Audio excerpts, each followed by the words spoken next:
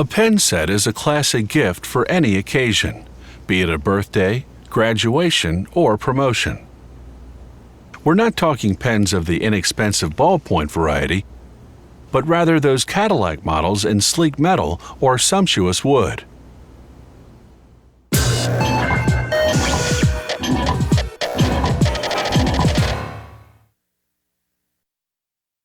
The quill dates back to about 700 AD.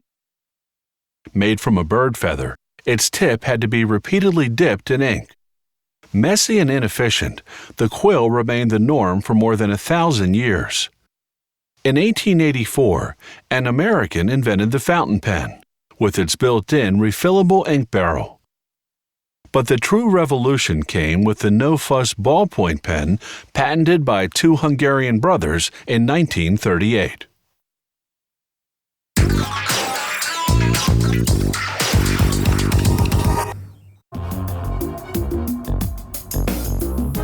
Handcrafted wooden pens can be made from just one type of wood or from a combination of woods.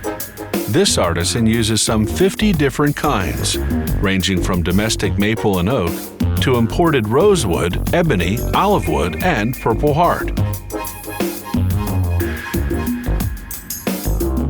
When using just one type of wood, he runs the block through a bandsaw, cutting a strip 6/10 of an inch wide. Then, with the radial saw, he cuts that strip into two pieces, each about 2 inches long. These will become the pen's top and bottom casings. Using a tool called a drill press, he bores a hole roughly 3/10 of an inch in diameter right through each piece. Making a pen from a combination of woods takes a little more work. Instead of using a block of solid wood, he constructs a block by gluing together thin planks of contrasting woods. Once the glue dries, he uses a wood planer to remove the excess and smooth out the sides. Then, just as he did for the single wood pen, he cuts the block into strips 6/10 of an inch wide. This time he slices diagonally, so that each strip showcases the multiple woods. Again, he cuts pieces for the top and bottom casings, then drills a hole through them. From this point on, whether he's using one or more woods, the process is the same. He coats two brass tubes with glue and inserts one in each casing. A few drops of water are added to expand the adhesive into any gaps between the tube and surrounding wood.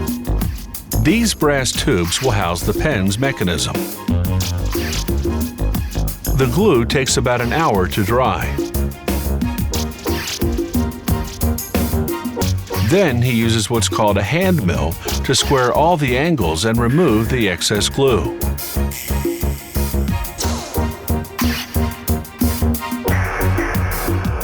Now for the artistic part.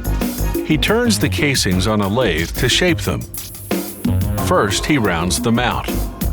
Then, using a series of tools, he gives each casing unique detailing.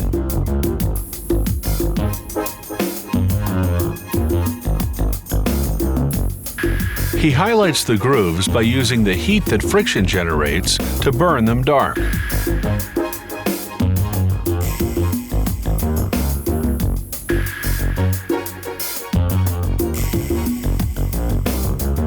When the design work's done, he runs sanding cord inside the grooves.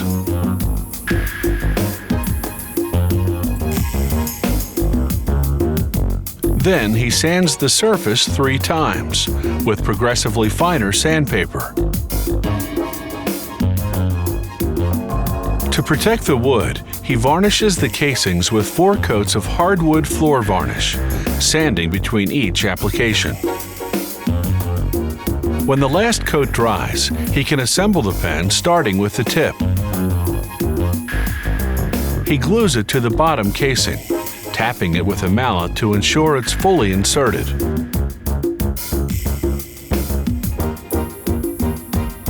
The tip is made of titanium, a very resilient metal. Next comes the clip, also made of titanium. he glues it into the top casing. Finally, using a vise, he forces in the pen's mechanism. The mechanism houses a replaceable ink cartridge. A titanium ring joins the two casings. As an added touch, the pen can be personalized with an engraved clip. And the gift box can bear the recipient's name or a corporate logo.